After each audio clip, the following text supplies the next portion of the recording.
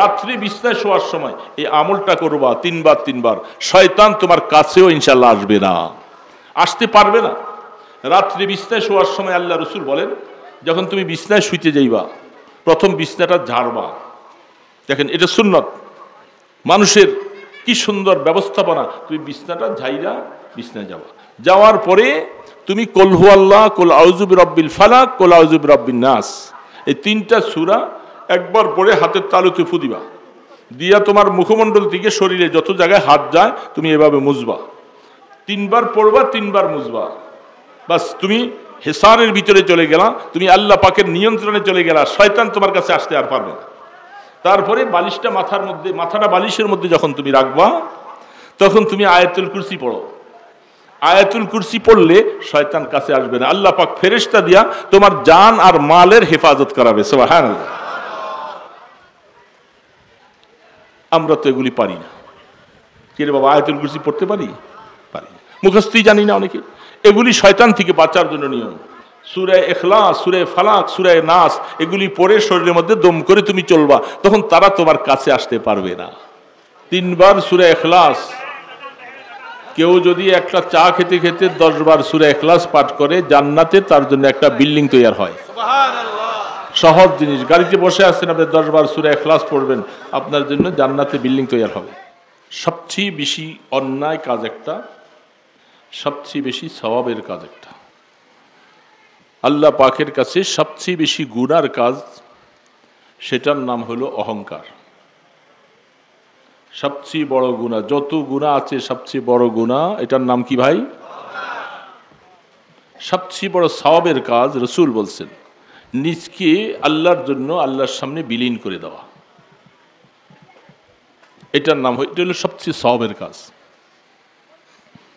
এই 2টা কাজ অর্জন করতে কষ্ট হয়। বিশেষ করে অহংকারী যারা হতে চায় তাদের কোনো আমল আল্লাহর কাছে কবুল হয় না। তো আমরা যেহেতু ঈমানদার, আমল নিয়ে কবরে যাইতে চাই, কি বলেন, ঠিক না বেঠি?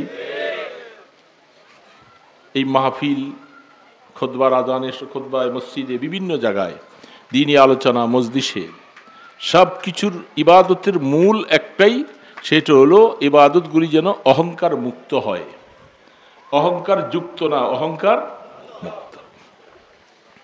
ইবলিস অনেক বড় পারদর্শী পণ্ডিত ছিল, এত জ্ঞানী ছিল সে, তার জ্ঞানের পরিধি অনেক বড়। এত বড় জ্ঞানওয়ালা হওয়ার পরে সে মরদুদ হয়েছে, শয়তান হয়েছে, আল্লাহ তাকে শয়তান পরিণত করলো। অপরাধ কি ছিল? অহংকার। কি ছিল অহংকারটা ভাই? বুঝেন নাই কথাটা?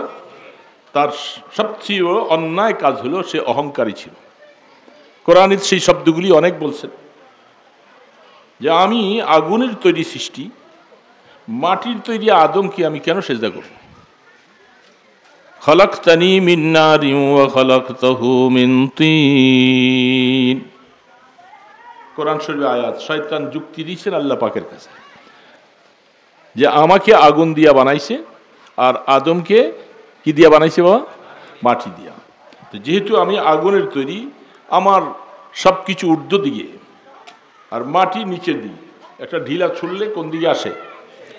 আর আগুন জ্বালাইলে, তো যেহেতু আমার স্বভাবটাই, সৃষ্টিটাই উপরের দিকে যাওয়া, আমি নিচু হতে পারবো না, আমি আদমকে সেজদা করতে পারবো না। বাস সারা জীবনের আমল সব বরবাদ, জাহান্নামী হয়ে গেল। আর আমাদের দুশ্মন হলো কিয়ামত পর্যন্ত হায়াত পাইছে, কি জন্য? মানুষ কিয়ামত পর্যন্ত থাকবে, আর মানুষকে ধোঁকা দেওয়ার কাজটা সে খুব পারগম, বেশি পারবে। এই জন্য এটা হলো হাদিস শরীফ, কোরআনে, তাফসিরে, উলামায়ে কেরাম, সাহাবায়ে কেরাম থেকে নিয়ে যত মানুষ, সকলের এটাই একটা নসিহত, সে যে কোনো ব্যক্তি হোক না কেন। পিছনে কিছু যুবক ছেলেরা মনে হয় ব্যান্ডটার মধ্যে বসে আছে, ওনারা আলোচনার দিকে না দেখে, কারণ ওই দিকে দেখতে হয় বারবারে। ওই ছেলেগুলি, বাবা তোমরা সামনে আসো, ওইখানে বসে সময় নষ্ট না করে সামনে এসে বসো, তোমাদেরকেও কিছু ওয়াজের দরকার আছে। তোমরা যুবক আর কতদিন থাকবে? তোমরাও তো এক সময় বুড়া হয়ে যাবা, বড় হইবা, দিনই কথা শোনা দরকার আছে।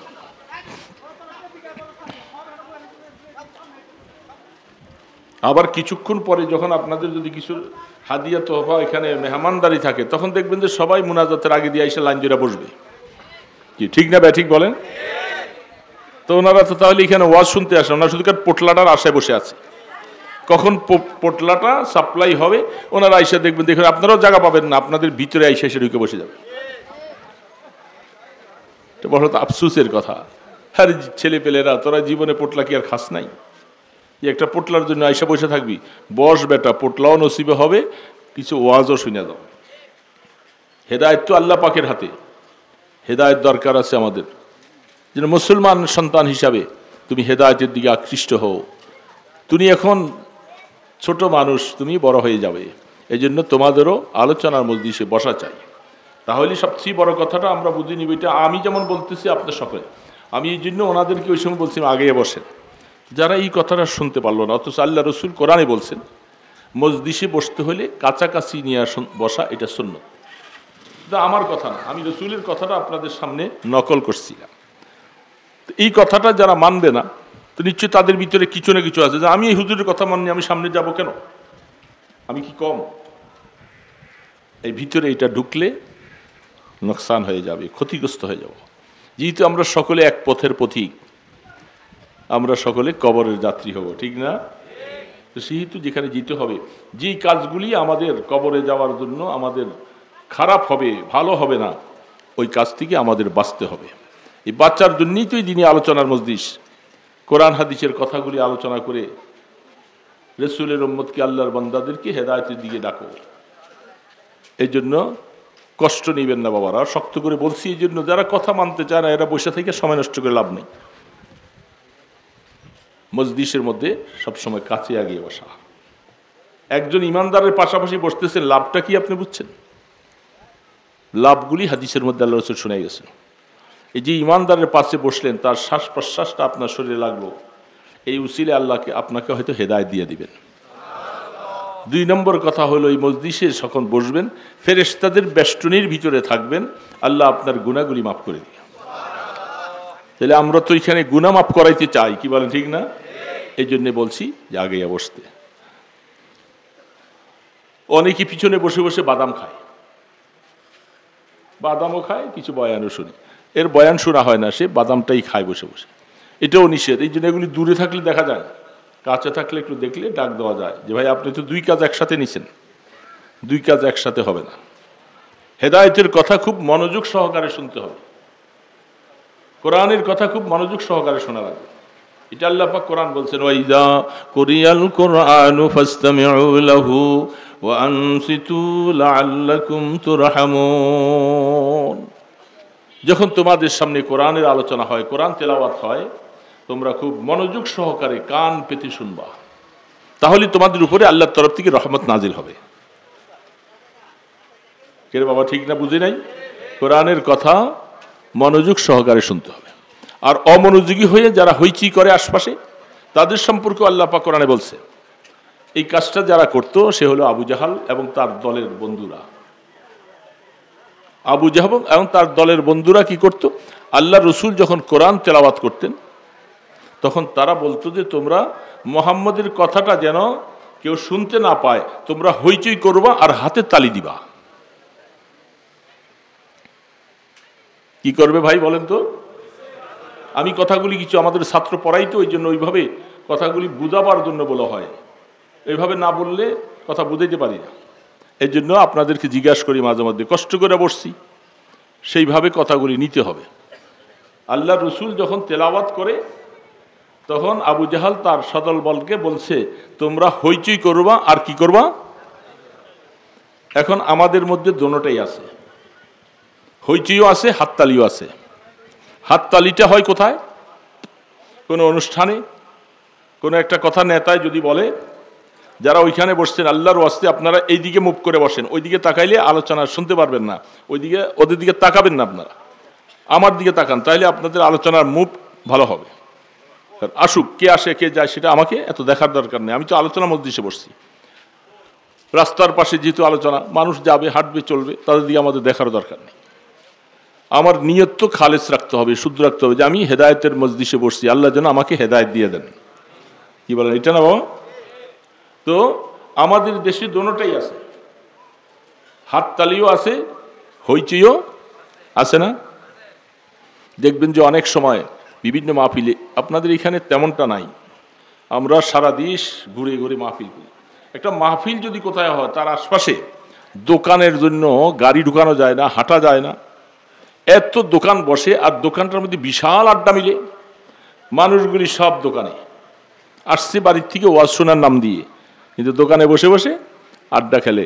তখন ভলান্টিয়ার দিয়ে রাস্তা পরিষ্কার করে গাড়ি নিয়ে ঢুকাইতে হয়, অনেক কষ্ট।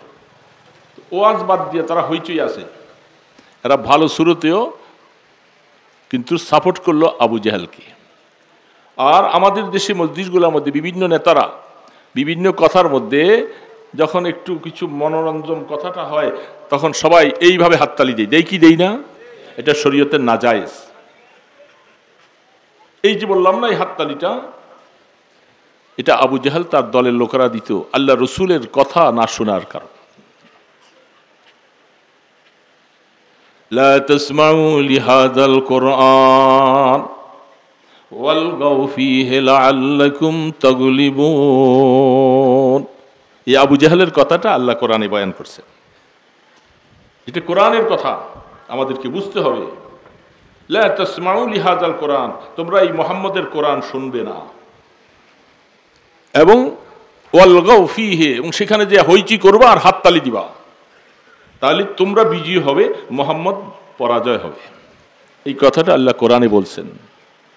যারা অনেক সময় আলোচনার মজলিসে ব্যাঘাত ঘটায়, কোরআন এবং হাদিসের আলোচনা যারা শুনতে ব্যাঘাত ঘটায়, শুনতে দেয় না, হইচই করে, খুব চিল্লাচিল্লি করে, আশপাশে বিভিন্ন আড্ডা মারতে থাকে, তাদের যদিও তারা মুসলমান, কিন্তু তাদের কাজটা মিশে যায় আবু জাহেলের সাথে। এই জন্য তাদের ক্ষতি হবে, ভালো হবে না, অমঙ্গল হবে। এই জন্য এই কথাগুলি বাবা আমাদের জানা দরকার। কথা সবসময় আসে না, এগুলি বলা হয় না, এটা আমাদের মনে রাখতে হবে, যেন আমাদের কারণেই কোনো আলোচনা ব্যাঘাত না হয় ইত্যাদি, এটা সবসময় মনে রাখবো। আর আমরা যে মজলিসে যাব, হাততালি, আমরাও তো সেই রাজনৈতিক বিভিন্ন মঞ্চে যাই, নেতার কথা শুনলে একেবারে হাততালি দেওয়া জায়েজ নেই। আপনি বাঁচতে পারলে ভালো, যারা আপনার কথা শুনবেন এরা বাঁচলো না, এরা থাকলো, কিন্তু আমরা এই সমস্ত অনুষ্ঠানে গিয়ে হাততালি দেব না। পারবেন এটা আমল করতে? বাবা পারবেন? কারা কারা পারবেন দেখি হাত তোলেন তো। মাশাআল্লাহ মাশাআল্লাহ, আল্লাহ রসুলের এই কথাটা মেনে রাখবো। এটা আবু জাহেলদের সাথে সাদৃশ্য হয়। এই জন্য ওলামাই কেরাম তারা কখনো হাততালি দেয় না। ভালো কাজ হলে আলহামদুলিল্লাহ, সুবহানাল্লাহ বলবে, আল্লাহু আকবার বলবে, হাততালি দিবে না। এটা গায়রে জাতি, বিজাতিদের একটা কালচার, বিজাতিদের কালচার আমাদের ভিতরে সব ঢুকে গেছে। তো যাই হোক, আমি এই প্রাথমিক কিছু ভূমিকা বললাম আপনাদের, এই জন্য আলোচনার মজলিসে কাছাকাছি বলব, লাভ হবে, ফায়দা হবে। আল্লাহ সুবহানাহু তাআলা, আমি যে আয়াতটুকু তেলাওয়াত করেছি, পাশে ছোট্ট একটা হাদিস তেলাওয়াত করেছি। রাত্র হয়ে গেছে, বেশি কথাও বলা যাবে না। তো এই আয়াতটুকু যেটা বলছি, এটার একটা শানে নুজুল আছে। কখন এই আয়াতটা আল্লাহ পাক নাজেল করলেন, এটাকে আরবি ভাষায় কি বলে? শানে নজুল। এটা জমি অবতীর্ণ হওয়ার প্রেক্ষাপটটা কি ছিল, আমাদের সাথে আয়াতের কি সম্পর্ক, এগুলি বোঝার জন্য বলা হচ্ছে। কোরআন নাজিল হয়েছে তো বহু বছর আগে, কিন্তু আয়াত কোরআনের এখনো আছে। আমাদেরকে, আমরা যতদিন বেঁচে থাকি, কোরআন যতদিন জমিনে থাকে, ততদিন কোরআন বুঝে মেনে চলাটাই আমাদের উপরে হুকুম। ওই জামানায় নাজিল হয়েছে, এই জন্য এই কোরআনটা শুধু ওই জামানার মানুষের জন্য না, এখনকার কিয়ামত পর্যন্ত কোরআনের হুকুম চলবে। পয়গম্বর সুলাইমান আলাইহিস সালাম একজন নবী ছিলেন, আল্লাহর খুব প্রিয় পাত্র ছিলেন। সুলাইমান আলাইহিস সালামের বাবার নাম হযরতে আইয়ুব আলাইহিস সালাম। কি নাম রে বাবা? আইয়ুব আলাইহিস সালাম। আল্লাহ পাক আইয়ুব আলাইহিস সালামকে অনেক কিছু ধন সম্পদ দিয়েছেন, সব কিছু দিয়েছেন। সুলাইমান আলাইহিস সালাম তার বাবা ইন্তেকালের পরে আল্লাহ পাক সুলাইমান আলাইহিস সালামকে রাজত্ব দিলেন, এবং তাকে আল্লাহ পাক নবুয়তি দিয়েছেন। নবুয়তটা সিলেকশনে হয় না, ইলেকশনে হয়। বলেন তো, সিলেকশনে না ইলেকশনে? ইলেকশন হলে আমাদের দুনিয়ার কাজ কারবারের জন্য, এমপি, চেয়ারম্যান, মেম্বার। আর নবুয়ত হতো সিলেকশনে, আল্লাহ প্রদত্ত। আল্লাহ প্রদত্ত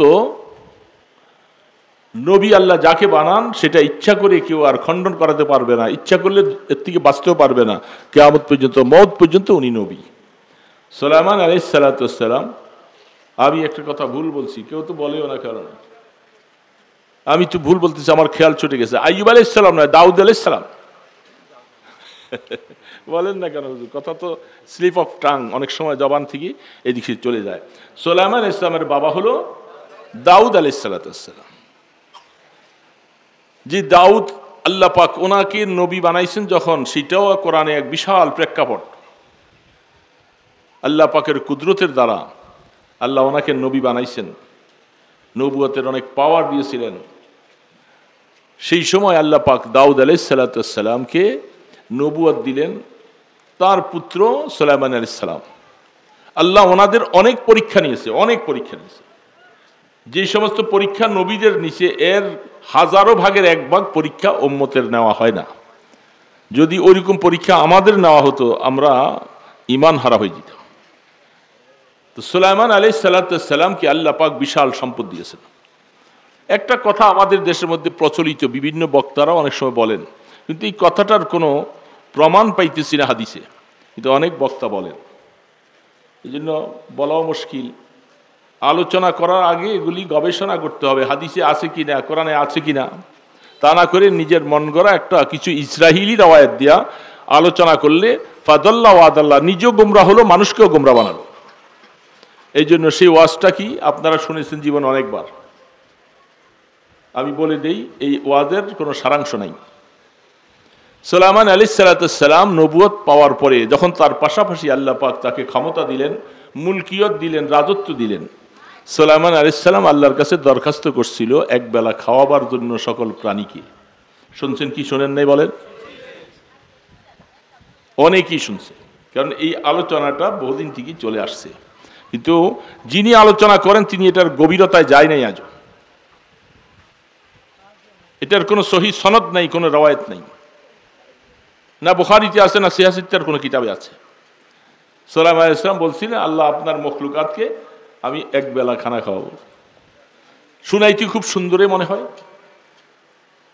আল্লাহ পাক বলছে নাকি পারবে না। সুলাইমান আলাইহিস সালাম বলছেন, আল্লাহ আপনি তৌফিক দিলে পারবো।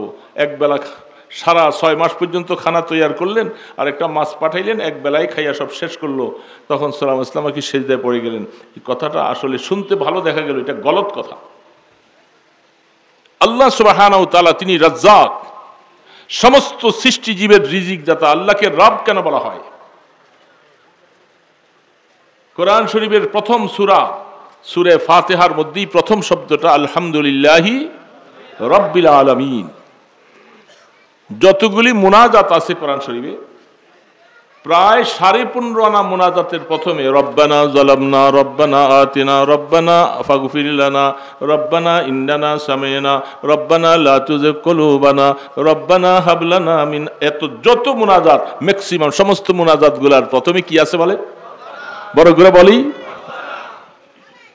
রব্বানা। চিন্তা করছি কোনোদিন ব্যাপারটা কি? মুনাজাত, এত মুনাজাত মানে হলো আল্লাহর সাথে বান্দার কথোপকথন, এটার নাম হলো মুনাজাত। তো আল্লাহর সাথে কথা বলার জন্য যে মাধ্যমটা আল্লাহ পাক দিয়েছেন, সেই মাধ্যমটায় এগুলাকে মুনাজাত বলা হয়।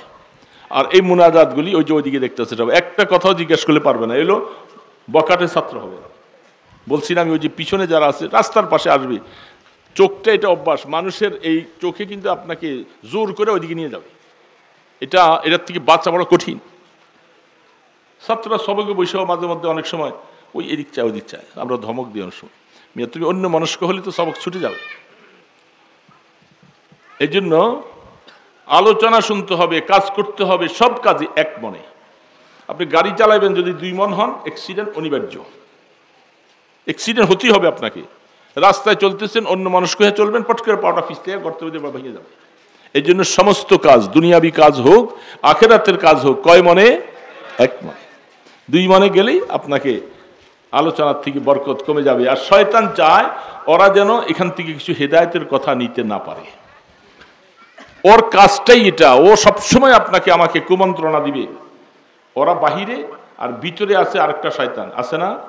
ওটার নাম কি? নাফস। বাহিরে আর ভিতরে দুইজন যোগ সজাগ করে আমাদের 12টা বাজাইবার জন্য চেষ্টা করে। ওর সাথে পারা বড় কঠিন।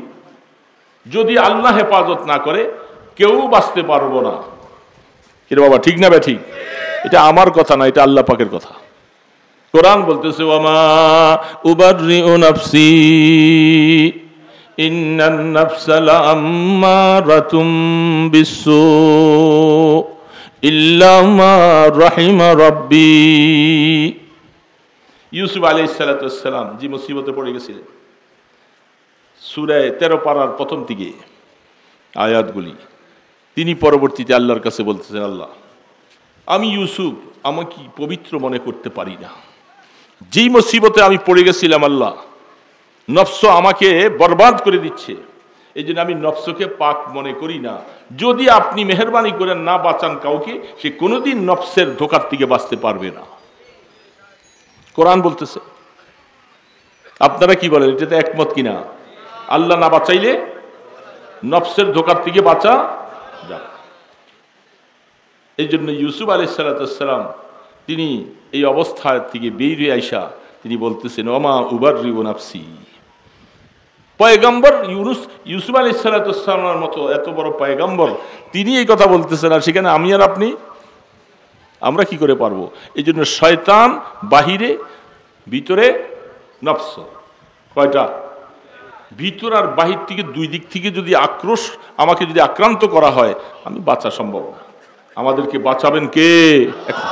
এই জন্য সাহায্য চাইতে হবে আল্লাহ পাকের কাছে, যে আল্লাহ তুমি বাঁচাও, গুনাহ থেকে বাঁচার জন্য তুমি আমাকে শক্তি দাও, তুমি নফসের ধোকার থেকে আমাকে হেফাজত করো। যদি তা না হয় আমরা বাঁচতে পারবো না। এটা আল্লাহ জানাই দিয়েছেন কোরআন শরীফে। এই জন্য সবসময় নফসের ধোকার থেকে, শয়তানের ধোকার থেকে বাঁচার জন্য আল্লাহ কোরআন শরীফে আয়াত দিয়েছেন, আপনাকে ওষুধ দিয়েছেন, মেডিসিন দিয়েছেন। সেটা তো আমরা পড়ি না, অনেকে জানিও। কে বাবা ওষুধ দিয়েছেন কি দেন নাই? রব্বি আউযু বিকা মিন হামাযাতিশ শায়াতিন ওয়া আউযু বিকা রব্বি আন ইয়াহযুরুন। কোরআন শরীফের আয়াত। যখন শয়তান তোমার উপরে আক্রমণ করবে, শয়তান তোমাকে ধোঁকা দিয়ে যখন ইবাদত থেকে সরাই দেওয়ার জন্য চেষ্টা করবে, তুমি তাড়াতাড়ি এই আয়াতটা পড়বা। কিন্তু আফসোস আমরা তো মুখস্থ জানি না। রব্বি আউযু বিকা আন, রব, এই তো ভুলে গেছি, দেখছেন ভুলে গেছি মুহূর্তে।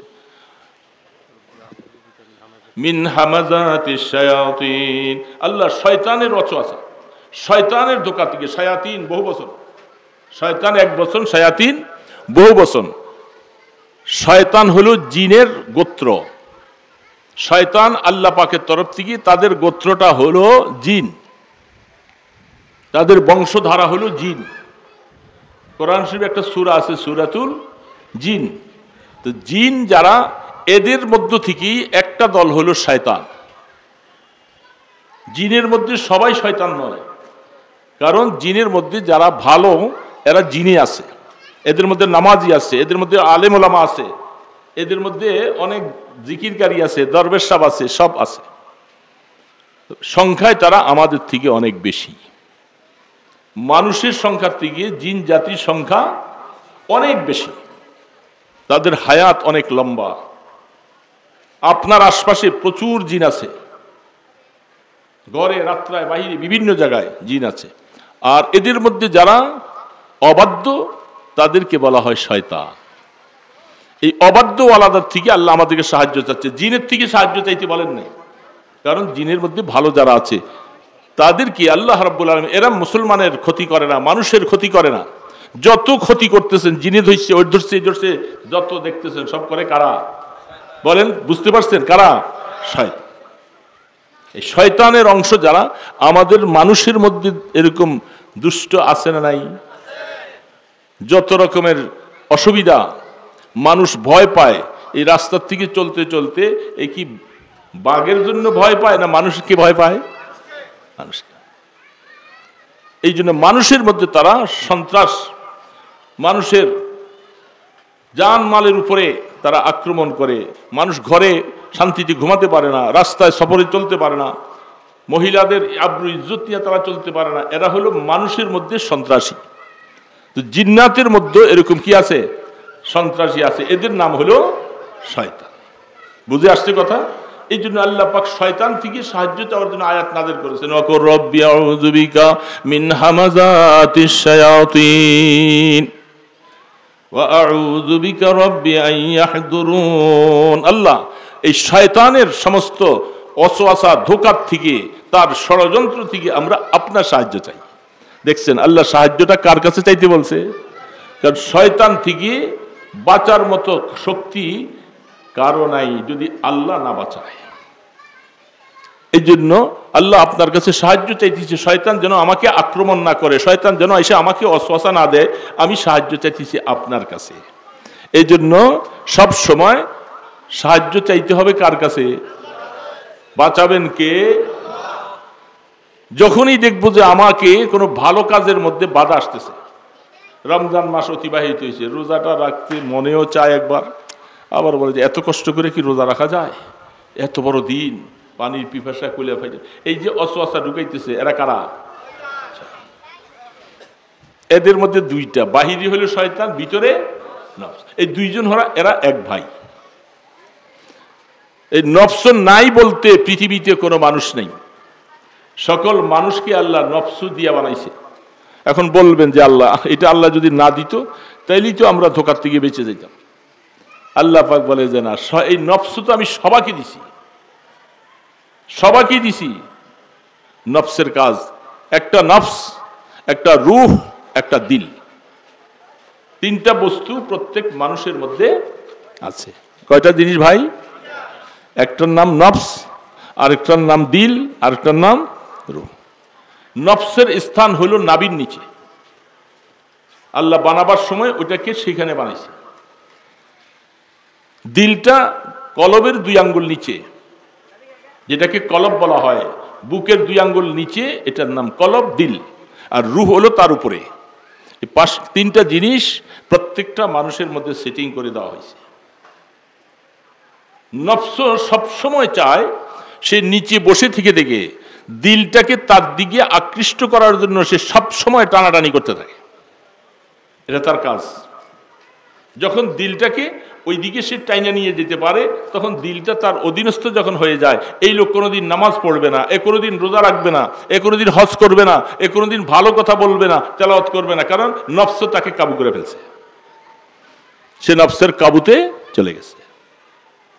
আর যদি কলবটাকে রুহের কাবুতে নিয়ে আসতে পারে, নফসকে প্রতিহত করে রুহের কাবুতে নিয়ে আসলে এই লোকটা দিনদার হবে, নেককার হবে, আল্লাহওয়ালা হবে, আল্লাহর কাছে হুকুম পালন করবে, আল্লাহর কাছে হাত তুলে রোনাদারি করবে, কাঁদতে থাকবে, গুনাহ মাফ চাবে, সে রুহের তাবে চলে গেছে দিল। বুঝে আসছে কথা? এই জন্য নফস থেকে বাঁচার জন্য কঠিন ব্যাপার আল্লাহ দিয়ে রাখছেন এটা, কারণ এটা না দিলে তো পরীক্ষাই হবে না। ফেরেশতাদের কি নাই? নফস নাই। ফেরেশতাদের মধ্যে গুনাহ করার কোনো যোগ্যতাই আল্লাহ দেয় নাই তাদের, এই জন্য তাদের কোনো পুরস্কারও নাই। ফেরেশতারা বেহেশতে যাবে কথা আছে? এদের বেহেশত বুঝে না, এরা কিছুই বুঝে না, এদের কোনো পুরস্কার নাই। এরা আল্লাহর হুকুম ডিউটি পালন করতেছে, করতেই থাকবে সবসময়। সেজদা থাকতে বলছে, সেজদা পড়ে আছে। রুকু করতে বলছে, কিয়ামত পর্যন্ত রুকু করতেছে। দাঁড়ায় দাঁড়িয়ে আল্লাহর গুনাবলি করো, বাস কিয়ামত পর্যন্ত কাজ করতে থাকো। ফেরেশতাকে কি দেয়নি? আল্লাহ নফস দেয় নাই। এই জন্য ফেরেশতারা গুনাহ করলে কি স্বাদ এটা এরা বুঝে না। গুনার মধ্যে কি স্বাদ সেটা সে বুঝে না, সবসময় সে এই অবস্থায় আছে। এই জন্য মানুষকে আল্লাহ পাক নফস দিয়েছে, বলছে যে নফসের বিরোধিতা করে, শয়তানের মোকাবেলা করে যদি পারতে পারো, তোমার জন্য আমি জান্নাতের মকাম, বড় শানদার স্থান তোমার জন্য তৈরি করে রাখছি, ফেরেশতাদের জন্য না। এই জন্য আল্লাহ পাক মানুষকে রূহ দিয়েছে, কলব দিয়েছে, নফস দিয়েছে, সবাইকে দিয়েছে। তো বাহিরের থেকে ষড়যন্ত্র করতেছে শয়তান, আর ভিতরে আছে নফস। আম্মাজান আয়েশা সিদ্দিকা রাদিয়াল্লাহু তাআলা যখন আল্লাহ রাসূল হাদিস বয়ান করতেছেন, আম্মাজান আয়েশা সিদ্দিকা বলেন, ইয়া রাসূলুল্লাহ, এই নফস কি আপনারও আছে? কি প্রশ্ন করছে ভাই? কে প্রশ্নটা করছিল? সজাগ আছেন তো আপনারা? আমি এই জন্য জিজ্ঞাসা করতেছি, সজাগ আছেন না? আবার ঘুমিয়ে গেছেন? ঠান্ডা বাতাস আসতেছে তো ওই দিক থেকে, গরমের পরে।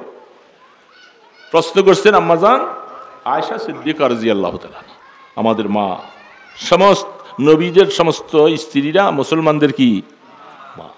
কোরআন বলতেছেন ওয়াজওয়াজুহুম উম্মাহাতুহুম। তো আমাদের মা আম্মাজান আয়েশা রাসূলকে এই কথা বলার সময় প্রশ্ন করলেন যে ওগো আল্লাহর হাবিব, যেহেতু আপনার তো কোনো গুনাহ নাই, আপনি মাসুম বেগুনাহ, এই নফস কি আপনারও আছে? সময় মতো প্রশ্ন করছে। এই প্রশ্নটা না করলে আমরা জবাব পাইতাম কই?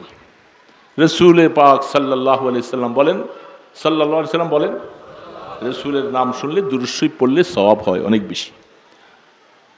এই রাসূল বলতেছে আয়েশা শোনো, নফস আমারও আছে, কারণ আমি মানুষ। রাসূল কি মানুষ না ফেরেশতা? সবাই বলেন মানুষ না ফেরেশতা? মানুষ। তো রাসূল পাক সাল্লাল্লাহু আলাইহি সাল্লাম তিনি বলতেছেন আমারও কি আছে? নফস। তবে আমার নফসটা যেটা, সেটা আমার অধীনস্থ করে দিয়েছে, তার ক্ষমতাটাকে আল্লাহ পাক বন্ধ করে দিয়েছে। বলেন সুবহানাল্লাহ। নফস আমার উপরে কাবু করার কোনো ক্ষমতা নাই। এটা তো দুনিয়ার পৃথিবীর মধ্যে আর কারো জন্য না, এটা আল্লাহ রসুলকে আল্লাহ সুবহানাহু তাআলা দিয়েছেন যে আমার নফসটা আমার অধীনস্থ, সে আমার উপরে প্রভাব খাটাইতে পারে না। এটা আল্লাহ পাক কাউরে দেয় নাই, শুধু একমাত্র আল্লাহ রসুলকে দিয়েছেন। বলেন সুবহানাল্লাহ। এই কারণে নফসের ক্ষমতা বের। এখন বাহিরে কে আছে? বলেন না, বাহিরে। ভিতরে নফস, বাহিরে শয়তান। এখন তার ক্ষমতাটা বন্ধ করা দরকার। নেগেটিভ পজিটিভ, ভিতরে একটা বাহিরে একটা দিয়েছে, আপনাকে আমাকে ধোঁকা দেওয়ার জন্য, আপনাকে আমাকে নামাজ হারা করার জন্য, রোজা হারা করার জন্য, কোরআন তেলাওয়াত থেকে অর্থাৎ শরীয়তের গুনার কাজ থেকে আমাদেরকে বাঁচাবার জন্য সে চেষ্টা করবে না, সে সবসময় গুনাহ করাবার জন্য চেষ্টা করবে। তার নফস হলো ভিতরে নফস, আর বাহিরে তার নাম শয়তান। এখন আসেন, কথাটা আমি ওইদিকে যাওয়ার কথা ছিল না আসলে, কেন সূত্রপথে চলে আসছি। এখন রাসূল পাক সাল্লাল্লাহু আলাইহি সাল্লাম তিনি মাসুম, নিষ্পাপ, বেগুনাহ, কোনো গুনাহ রাসূলের নাই। ভিতরের নফস যেটা, এটাকে আল্লাহ পাক তার ক্ষমতা বন্ধ করে দিয়ে রাসূলের আনুগত্য বানাইছেন, যে তার বাহিরে কোনো কাজ করার ক্ষমতা নাই। শয়তান তো বাহিরে। শয়তান বাহিরে না ভিতরে? বাহিরে। ওর কাজটা কি? ও তো সবসময় আপনাকে আমাকে কুমন্ত্রণা দিবে, খারাপ করাবে, সব কাজ করাবার জন্য সে ওত পেতে লেগে থাকে। যখন আমি এখন বলতেছি আপনাদের আশপাশে নাই যে এমন নয়, বহু আছে তারা এখানে কথাগুলি শুনতেছে, বিশ্বাস করেন না? বহু মানুষ। কোরআন বলতেছে এই যে রাস্তাঘাটে আমরা চলি দিনে বিকালে রাত্রে বাস্তায়, শয়তান এত বেশি, তার অনুচর সহচরগুলি, যদি আমি আল্লাহ ফেরেশতার মাধ্যমে তোমাদেরকে যদি সংরক্ষিত করে না রাখতাম, শয়তান থাবড়াইয়া তোমাদেরকে মাইরা ফেলতো সব। ওয়াহফাজুনাহু মিন আমরিল্লাহ। কোরআন বলতেছে আমি আল্লাহ আমার এই বান্দাদের পাহারাদারি করাচ্ছি ফেরেশতা দ্বারা। সুবহানাল্লাহ। আমরা তো বুঝি না বাবা, আল্লাহ পাক যে আমাদেরকে কিভাবে করে নিয়ন্ত্রণ করতেছেন আমরা বুঝি না। রাস্তায় আপনি যদি এইভাবে চলেন, শয়তান তার অনুচর সহচর ভুরি ভুরি, মানুষের থেকে আরো বেশি, অনেক অগণিত, তারা মানুষকে এই জন্য সুযোগ পাইলেই মারে। দেখেন না, জিনে ধরছে, শয়তান বলতেছে, আসলে জিনে ধরে নাই, ধরছে কে? একটু আগে বলছিলাম জিন আর শয়তান, বুঝেন নাই? জিন হলো যারা ভালো মানুষ, ভালো জিন্নাতের মধ্যে যারা ভালো, মানুষের ক্ষতি তারা করে না, এদের মধ্যে খুব ভালো ভালো মানুষ আছে। আর শয়তান হলো সমাজের মধ্যে যেমন বকাটে উচ্ছৃঙ্খল আমাদের মধ্যে আছে, শয়তান হলো ওদের একটা অংশ। এই জন্য শয়তান আক্রমণ করে মানুষগুলাকে ক্ষতিগ্রস্ত করে ফেলাবার চেষ্টা করে। আল্লাহ পাক কোরআনে বলছেন এরা এত বেশি, তোমরা রাস্তায় সুযোগ পাইলেই সে তোমাকে ধরে বসে, সুযোগ পাইলেই তোমাকে থাপ্পড় মারে। এরকম বহু ঘটনা আছে আমাদের কাছে, বহু ঘটনা। এই জন্য আল্লাহ পাক, আল্লাহ রসুল আয়াত দিয়ে শিখাই দিয়েছেন, তোমরা শয়তানের এই সমস্ত জিনিস থেকে বাঁচার জন্য তোমাকে আয়াতুল কুরসি দিছি। কি দিছে? তুমি আয়াতুল কুরসি পড়ে পড়ে চলবা। আউযু বিল্লাহি মিনাশ শাইতানির রাজিম পড়বা। আউযু বিল্লাহিস সামিল আলিম মিনাশ শাইতানির রাজিম। এই শয়তানের রাজিম থেকে তুমি ফানা চাও, এটা পড়বা। সূরা ইখলাস, সূরা ফালাক, সূরা নাস এগুলি পড়ে শরীরের মধ্যে দম করে তুমি চলবা, তখন তারা তোমার কাছে আসতে পারবে না। এই জন্যই তো হাদিসে বর্ণনা, তুমি সকালবেলা এবং মাগরিবের পরে রাত্রি বিছানায় শোয়ার সময় এই আমলটা করবা 3 বার 3 বার, শয়তান তোমার কাছেও ইনশাআল্লাহ আসবে না, আসতে পারবে না। রাত্রি বিছানায় শোয়ার সময় আল্লাহ রসুল বলেন, যখন তুমি বিছানায় শুইতে যাইবা প্রথম বিছনাটা ঝাড়বা। দেখেন এটা সুন্নত, মানুষের কি সুন্দর ব্যবস্থাপনা। তুমি বিছনাটা ঝাইরা বিছনায় যাবা, যাওয়ার পরে তুমি কুল হু আল্লাহ, কুল আউযু বিরাব্বিল ফালাক, কুল আউযু বিরাব্বিন নাস এই 3টা সূরা একবার পড়ে হাতের তালুতে ফু দিবা, দিয়া তোমার মুখমণ্ডল থেকে শরীরে যত জায়গায় হাত যায় তুমি এভাবে মুছবা, 3 বার পড়বা, 3 বার মুছবা, বাস তুমি হেসারের ভিতরে চলে গেলা, তুমি আল্লাহ পাকের নিয়ন্ত্রণে চলে গেলা, শয়তান তোমার কাছে আসতে আর পারবে না। তারপরে বালিশটা মাথাটা বালিশের মধ্যে যখন তুমি রাখবা, তখন তুমি আয়াতুল কুরসি পড়ো। আয়াতুল কুরসি পড়লে শয়তান কাছে আসবে না, আল্লাহ পাক ফেরেশতা দিয়া তোমার জান আর মালের হেফাজত করাবে। সুবহানাল্লাহ। আমরা তো এগুলি পারি না। কে রে বাবা, আয়াতুল কুরসি পড়তে পারি? পারি না, মুখস্থই জানি না অনেকে। এগুলি শয়তান থেকে বাঁচার জন্য নিয়ম। আবু হুরায়রা রাদিয়াল্লাহু তাআলা আনহুকে, বুখারী শরীফে হাদিস আসছে, আবু হুরায়রা রাদিয়াল্লাহু তাআলা আনহু গনিমতের মাল পাহারাদারি করতেছে রাত্রে। আল্লাহ রসুলের জামানায় গনিমতের মাল পাহারাদারি করতেছে রাত্রের মাঝামাঝি অবস্থায়। উনি বসে বসে হয়তো একটু ঝিমাচ্ছে, নজর করে দিয়ে একটা মানুষ আইসা গনিমতের মালগুলি একটা গাঁটটি বাঁধতেছে।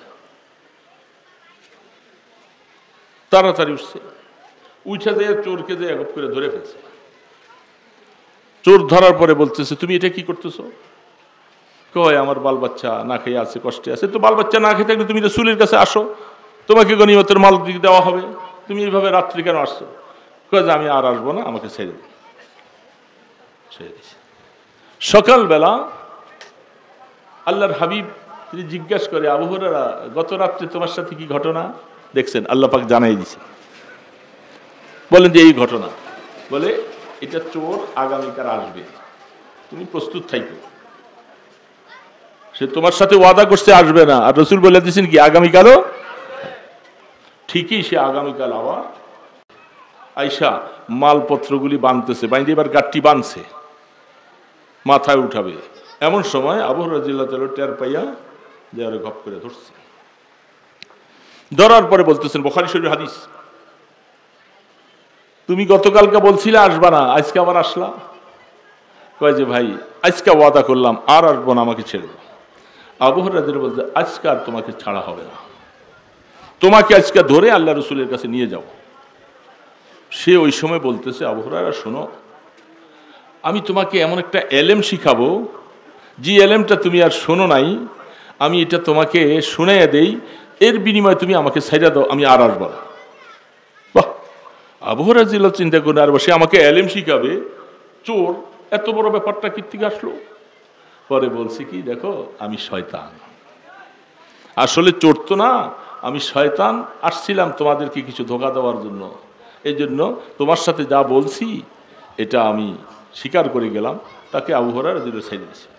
সকালবেলা আল্লাহ রসুল বলেন, আবু হুরায়রা কি ঘটনা? বলে সে আমাকে একটা এলেম শিখাইছে। কি এলেম? সে বলছে, তোমরা রাত্রেবেলা যদি আয়াতুল কুরসি যদি পাঠ করে তুমি পাহারাদারি করো অথবা ঘুমাও, চোর আসবে না, ডাকাত আসবে না, শয়তান আসবে না, কেউ আর ঢুকতে পারবে না। আল্লাহ রসুলকে সকালবেলা শোনার পর রসুল বলেন, তার কথাটা সত্য, সে হলো মিথ্যাবাদী। মিথ্যাবাদী না সে তো চোর, সে তো শয়তান, মিথ্যাবাদী, কিন্তু সে কথাটা যেটা শিখাই গেছে এটা সত্য কথা, এটা আমি রসুলও তোমাকে শুনাই দিলাম। কারণ ওই মুআল্লিমুল মালাইকা, ফেরেশতাদের ওস্তাদ ছিল না, এগুলি অনেক এলেম তার জানা আছে। এই জন্য আল্লাহ রসুল বলেন, উম্মতেরা রাত্রে শোয়ার সময় তুমি আয়াতুল কুরসি পড়ে শো, তোমার জান আর মাল আল্লাহ হেফাজত করবে। এই জন্য আমরা তো সেগুলি মানতে রাজি না। এখন আম্মা জান আয়েশা সিদ্দিকা রাদিয়াল্লাহু তাআলা আনহা বলে দিলেন যে আপনার সাথেও কি সেই নফসটা আছে? রসুল বলেন আছে, তবে সে আমার কোনো ক্ষতি করতে পারে না। এখন বাহিরে কে আছে বলেন? এই কথাটা বলতে যাই আপনাদেরকে আমি পিছনে গেলাম। বাহিরে আছে শয়তান। আল্লাহু আকবার। আমাদের নবী মুহাম্মদ রাসূলুল্লাহ বলেন সবাই সাল্লাল্লাহু আলাইহি ওয়াসাল্লাম, আল্লাহ পাক তার পিঠের মধ্যে, পিঠের মাঝখান থেকে বাম দিকে ঠিক কলব বরাবর একটা মোহরে নবুয়ত দিয়েছেন, ডিমের মতো সোনালী কালার। হাদিসে বর্ণনা, এটাকে মোহরে নবুয়ত বলা হয়। কি বলা হয় ভাই?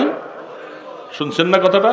মোহরে, মোহর মানে সিল, নবুয়তের একটা সিল। এটার মধ্যে শুধু এতটুকু মতবিরোধ আছেন, অনেকের রায় হলো আল্লাহ রসুল দুনিয়াতে আসার সময় পিঠে ছিল, আর কারো কারো রায় হলো দুনিয়াতে আসার পরে আল্লাহ পাক এটা পিঠে বসাই দিয়েছে। এটা কারো বসায় নাই, শুধু একমাত্র আমাদের নবীজির জন্য বসাইলেন। কেন? এটা হাদিসে তার প্রমাণ। ওই যে একটু আগে যে বলছিলাম, কলব বরাবর শয়তান আপনাকে আমাকে ধোঁকা দিবার সময় সে আমার কলবটাকে আক্রান্ত করার জন্য ওই বরাবর পিছন থেকে তার চোষ ঢুকাইয়া সে আমাদের কলবটাকে আক্রান্ত করে, সে আমাদের কলবটাকে নষ্ট করে দেয়। যার কারণে হাদিস শরীফের মধ্যে আল্লাহ রসুল বলছেন, তোমার কলবটাকে তুমি ঠিক রাখার জন্য তুমি আল্লাহর জিকির করবা, মৃত্যুর মোরাকাবা করবা, কোরআন তেলাওয়াত করবা। এগুলি করলে তোমার কলবটা শয়তানের আক্রান্ত থেকে মুক্ত হবে। আল্লাহ রসুলকে আল্লাহ পাক একেবারের জন্য মুক্ত করে দিলেন। ওই যে পিঠ বরাবর পিছন থেকে সে আক্রান্ত করবে, ওই বরাবরই আল্লাহ পাক একটা মোহরে নবুয়ত বসাই দিয়েছে। শয়তান বাহিরের থেকে, শয়তানের ক্ষমতা শেষ। বলেন সুবহানাল্লাহি ওয়া বিহামদিহি। এই জন্য ভিতর থেকেও শেষ, বাহির থেকেও। যার কারণে আল্লাহ রসুলকে আক্রান্ত করার ক্ষমতা শয়তানেরও নাই, নফসেরও নাই। এই কারণে আরেকটা কথা মনে পড়ে যায়, বলবো এটা। মদিনা শরীফে আল্লাহর হাবিব একজন মহিলা, যিনি হযরতে আনাস রাদিয়াল্লাহু তাআলা আনহুর মা, তার নাম হযরতে উম্মে সুলাইম। হযরত আনাসের, বলেন পিছন থেকে বাবা দিয়া সজাগ আছেন তো? হযরত আনাস রাদিয়াল্লাহু তাআলা আনহুর মা, তার নাম হযরতে উম্মে সুলাইম, তার খালার নাম উম্মে হারাম। এরা দুই বোন, খুব ভদ্র মহিলা, খুব ভালো। হাদিস শরীফে বুখারীতে অনেকগুলি রাওয়ায়াত আছে যে মদিনা শরীফে আল্লাহ রসুল তিনি হযরতে উম্মে সুলাইমের ঘরের মধ্যে অনেক সময় যাইতেন, সেখানে মেহমানদারি হতো।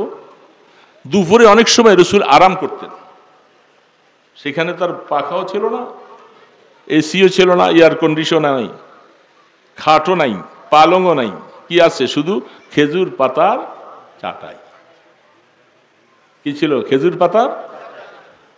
ওই জামানার হালাত, আল্লাহ রসুল তিনি অনেক সময় গরমের মধ্যে যে শুইতেন, গায়ের চাদরটা একটু সরে যেত, এই চাটার মধ্যেই শুইতেন, পিঠের মধ্যে দাগ পড়ে যেত, সোনার দেহ, রহমতে দো আলম। তো অনেক সময় ঘুমাতেন, বিশ্রাম করলে পিঠে ঘাম হতো, তো হযরতে উম্মে সুলাইম একটা চামচ দিয়া কাচাইয়া ঘামগুলি শিশির মধ্যে ভরত। তো রসুল জাগ্রত হয়ে জিজ্ঞাসা করেন, উম্মে সুলাইম আপনি কি করতেছেন? বলে, রসুল এই ঘামগুলি আমি জমা করতেছি, এটা আমাদের আতর মেশকো আম্বর যে আছে, এখান থেকে একটা ফোঁটা দিলে ওগুলার গ্রানটা অনেক বেড়ে যায়। আল্লাহ পাক রসুলে পাক ইসলামের এই শরীরের ঘাম মিশকো আম্বর থেকে কোটি গুণে বেশি আরো সুগ্রাণ ছিল, এই জন্য তিনি তা করতেন।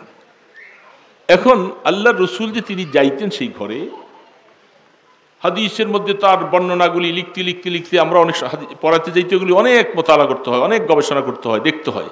দেখতে দেখতে তার মধ্যে পাওয়া গেল যে রসুল যে ঘরে যাইতেন, উনি রসুলের কোনো মোহরেম ছিল কিনা। মোহরেম বুঝছেন? মোহরেম বুঝে নেন ভালো করে, এটা আমাদের আরবি শব্দ, অনেকে বুঝি না।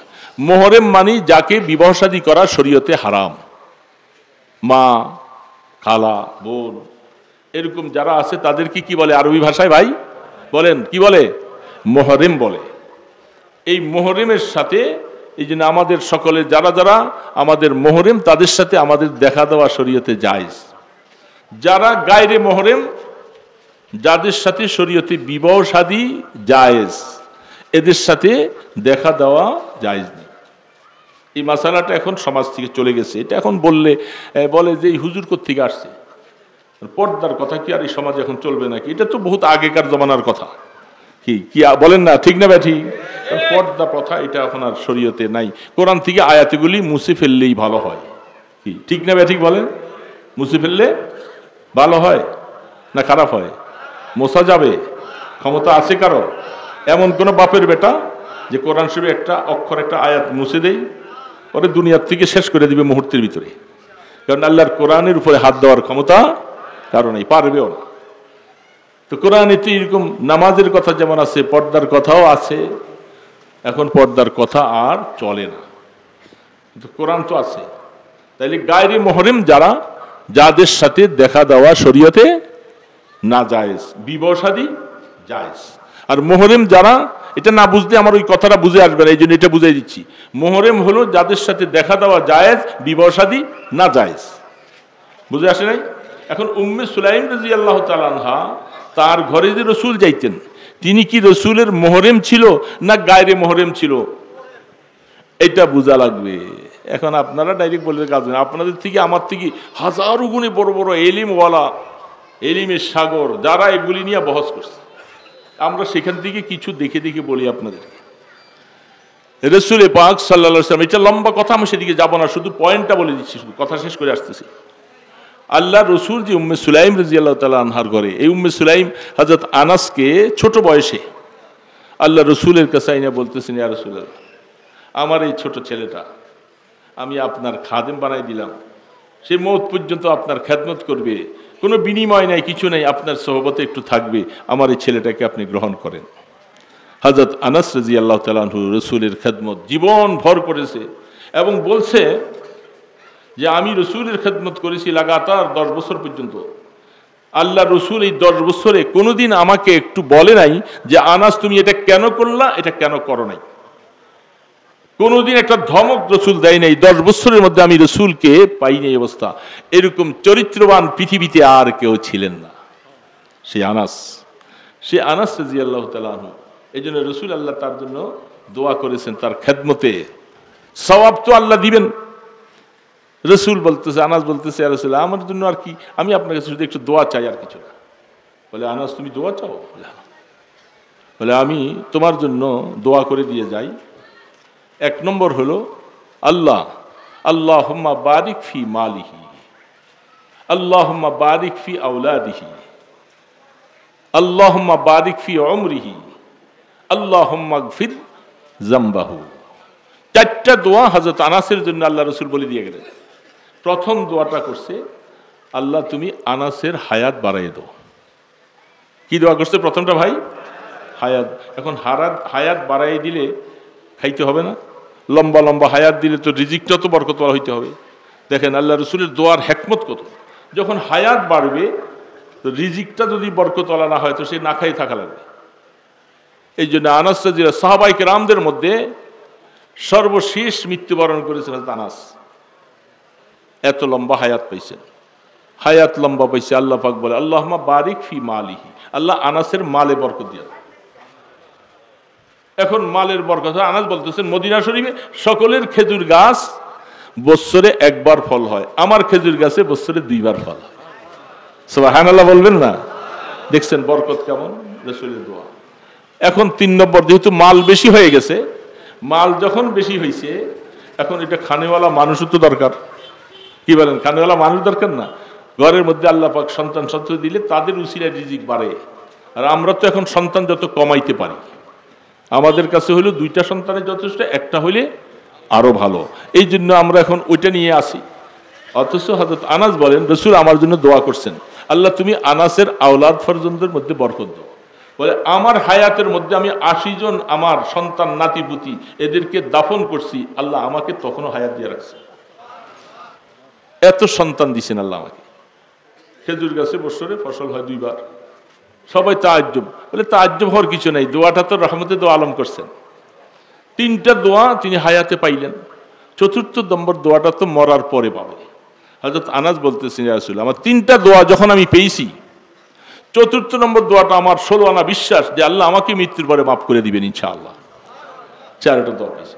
তো সেই আনাস রাদিয়াল্লাহু তাআলা আনহুর মা হযরতে উম্মে সুলাইম, তার ব্যাপারে সকলের সর্বশেষ সিদ্ধান্ত হলো তিনি রসুলের মুহরম ছিলেন না। খুব সুন্দর করে কথাটা বুঝবে, এটাই ফিনিশিং করে দিচ্ছি, শেষ। হযরত উম্মে সুলাইম রসুলের কি ছিলেন না? মুহরম ছিলেন না। তাইলে এখন প্রশ্ন আসবে, তাইলে এর সাথে তো রসুলের পর্দা করা দরকার। তো মোহরেম ছিলেন না, তাহলে গায়রে মোহরেম ছিলেন। তো গায়রে মোহরেমের ঘরে আল্লাহ রসুল কি করে গেলেন? এমনকি হাদিসে বুখারী রওয়ায়াতগুলির মধ্যে সরাসরি আছে, যেহেতু রসুলের পিঠের মধ্যে থেকে উনি ঘাম কাছে নিতেন, আল্লাহ রসুলের মাথার মধ্যে মাঝে মধ্যে হাত দিয়া একটু কিছু আরামদায়ক অবস্থা করে দিতেন। সেটা কেমন করে? তাহলে এখন এই কথাটা আগে বুঝে নেন যে রসুলের কি ছিলেন না, তিনি মোহরেম। সবাই জবাব দেন, বুঝতেছেন তো কথাটা? মোহরেম ছিলেন না, তাহলে কি ছিল? গায়রে মোহরেম ছিল, যাদের সাথে বিবাহ শাদী জায়েজ, দেখা দেওয়া না জায়েজ। বিবাহ শাদী জায়েজ, দেখা দেওয়া না জায়েজ, কথাটা মনে রাখবেন। এখন আল্লাহর হাবিব তাহলে সেই ঘরে কেন গেলেন, কেমনে গেলেন? এই কথাটা বুঝতে পারলে সব হাজারো মাসালা সব সমাধান হয়ে যাবে। রসুলের জন্য সারা পৃথিবীতে সমস্ত মহিলারা তারা মোহরেমের মতো, রসুলের সাথে গায়রে মোহরেম বলতে কোনো মহিলা নাই। অর্থাৎ সমস্ত মহিলারা রসুলের সাথে দেখা করতে পারবে, কথা বলতে পারবে। এটা আল্লাহ পাকের তরফ থেকে প্রদত্ত। কেন? আপনাকে আমাকে কেন পর্দার কথা ফরজ করলেন? ওই দুইটা জিনিস, একটা হলো নফস, আরেকটা কি? শয়তান। এই দুইটা আমাদের মাঝে আছে, আমাদেরকে কুপ্রবঞ্চনা দিয়ে একটা গায়রে মোহরেমের সাথে বসে কথাবার্তা বলতে, একাকী ঘরের মধ্যে চলে গেলে গুনাহ হওয়ার আশঙ্কা। মাঝখানতে ওই বেচারে আইসা আমাদেরকে গুনাহগার বানাবে, জিনাখর বানিয়ে ফেলবে। এই জন্য শরীয়ত মাঝখানে পর্দা দিয়েছে, খবরদার গায়রে মোহরেমের সাথে একাকী আমরা এইভাবে তোমরা হইও না, তাহলে শয়তান আইসা তোমাকে গুনাহগার বানাবে। কিন্তু এই আশঙ্কাটা ভিতর থেকে নফস রসুলের অধীনে, বাহিরের থেকে মোহরের নবুয়তের মাঝখানে শয়তানের অসওয়াসা রসুল থেকে হেফাজত করেছেন, যার কারণে পৃথিবীর কোন মহিলা রসুলের কাছে মোহরেম, গায়রে মোহরেম নাই। বুঝে আসছে কথাটা? আরে বাবা, বুঝে আসছে?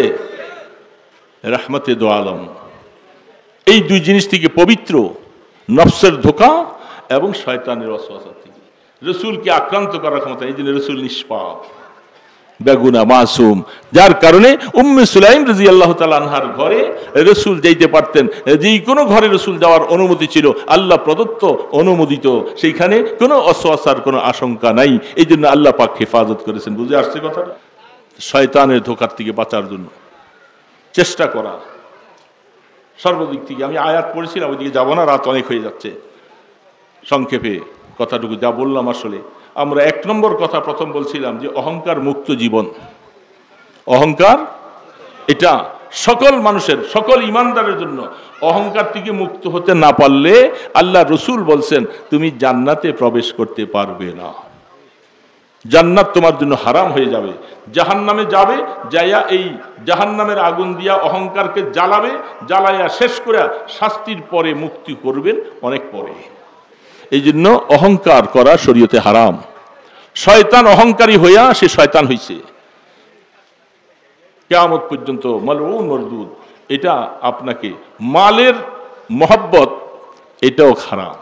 হুব্বে মাল, হুব্বে জাহ, আমাকে অনেক বেশি সিলিট দিতে হবে, আমাকে বেশি সম্মান করতে হবে, আমাকেই করতে হবে, সেই করতে হবে, এই সব বড় বড় কিছু চাওয়া, এটা শরীয়তে জায়েজ নেই। আর শুধু মালের মহব্বত, মালের মহব্বত, দিনের মহব্বত আসবে না, এটাও শরীয়তে জায়েজ নেই।